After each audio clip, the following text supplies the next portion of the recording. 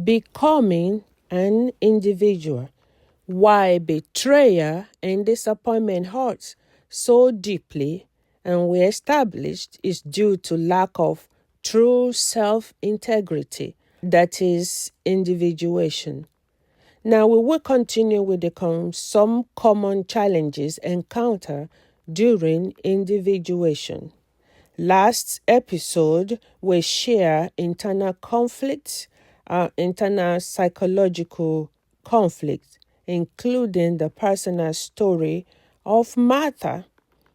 Today, we are looking into the resistance from family and social circle, how family established norm and social circle can impede your growth to becoming an individual.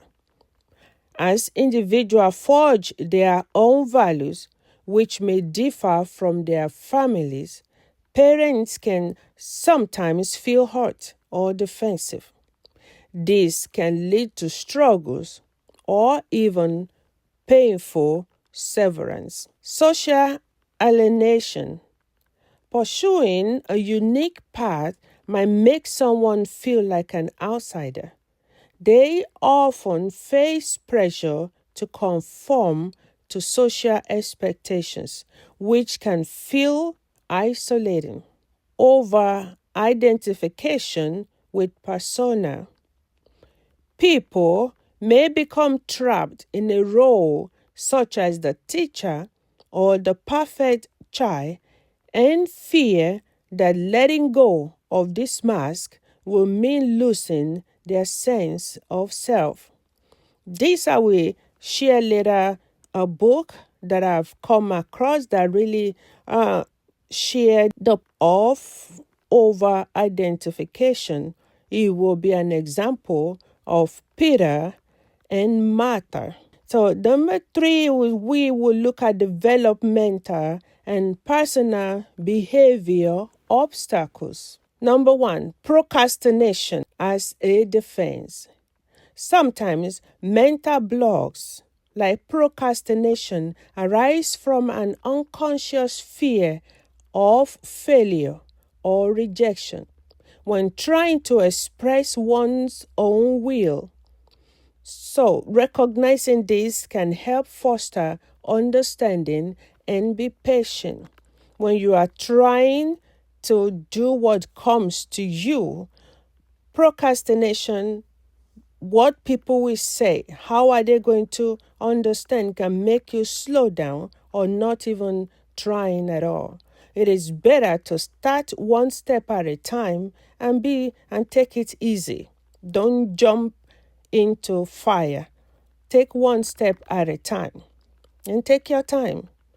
Number 2, failure to launch.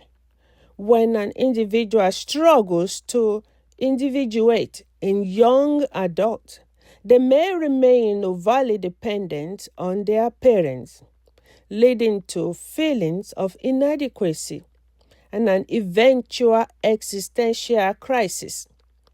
So, supporting their journey toward independence can make a meaningful difference. Change has never come easy as far as I'm concerned. So when you are trying to become your whole self, you need to be patient. Do not rush it, because rushing it, then you crash, then you believe this is not real, this is not doable. Inadequate boundaries is another common challenges that stop people from progressing in their life. Challenges such as enmeshment, where family members lack clear boundaries, or parentification. Parentification personally affects me, where a child takes on adult responsibility, and this can hinder the process of becoming a separate, authentic individual. Compassionate guidance can help heal this relationship.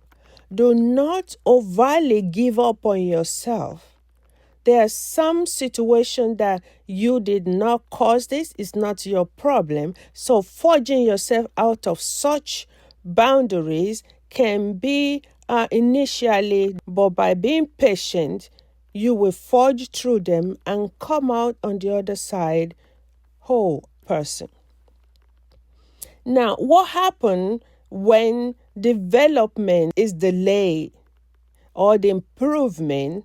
Let's look at the risk of stalled, delayed improvement of individuation. When the process becomes impeded, individuals may face persistent anxiety and depression, feeling overwhelmed and unsettled.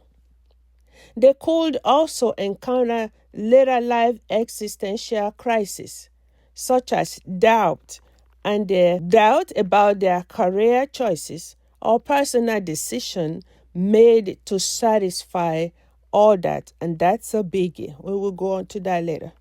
Additionally, a lack of a clear sense of self may make forming healthy romantic relationships more challenging, leading to feelings of loneliness or frustration.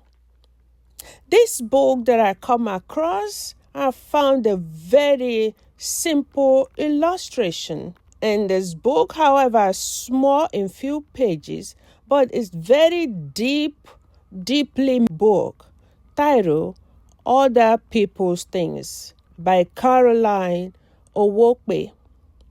It offers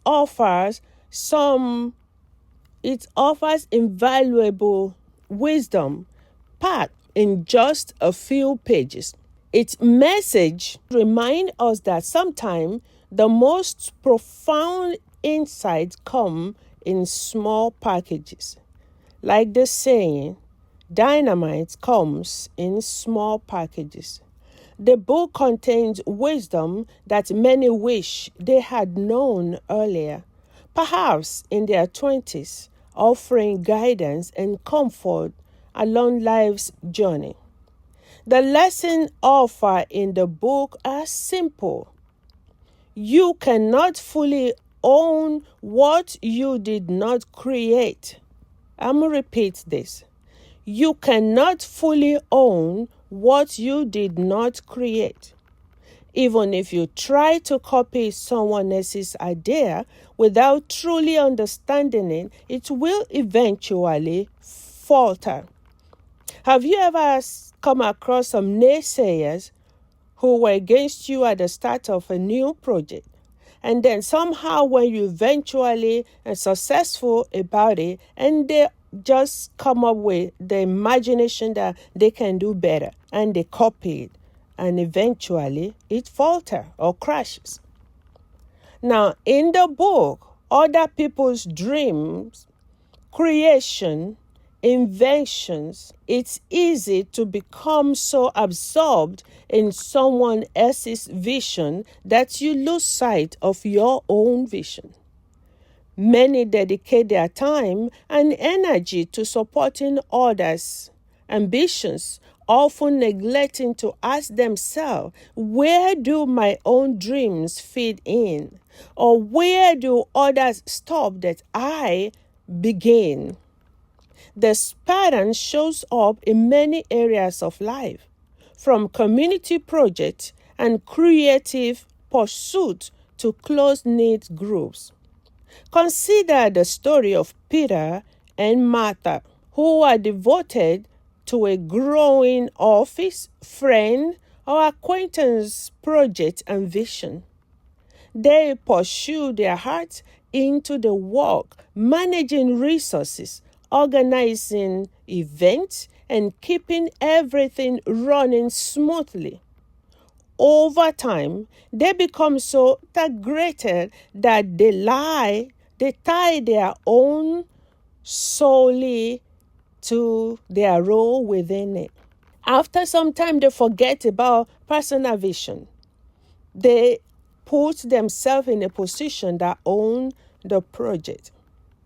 They were so committed that they even set aside personal dreams, believing their dedication was their purpose. But as circumstances changed, The leader delegated responsibilities, and their involvement was no longer as essential. They faced a painful realization their contribution were no longer needed. They felt overlooked and abandoned, betrayed. Yet, in truth, they had overlooked their own needs along the way, all along. They had invested so heavily in another's vision that they forgot to nurture their own dreams, build a fulfilled personal life, or maintain meaningful relationship outside the project. This is a common challenge when we become so focused on supporting someone else's journey. We risk losing sight of our own visions. Supporting others in itself is not a bad thing. As a matter of fact, it's admirable. But it should never come at the expense of your own aspirations. The important lesson is to contribute meaningfully to others' success while always tending to your own growth and purpose.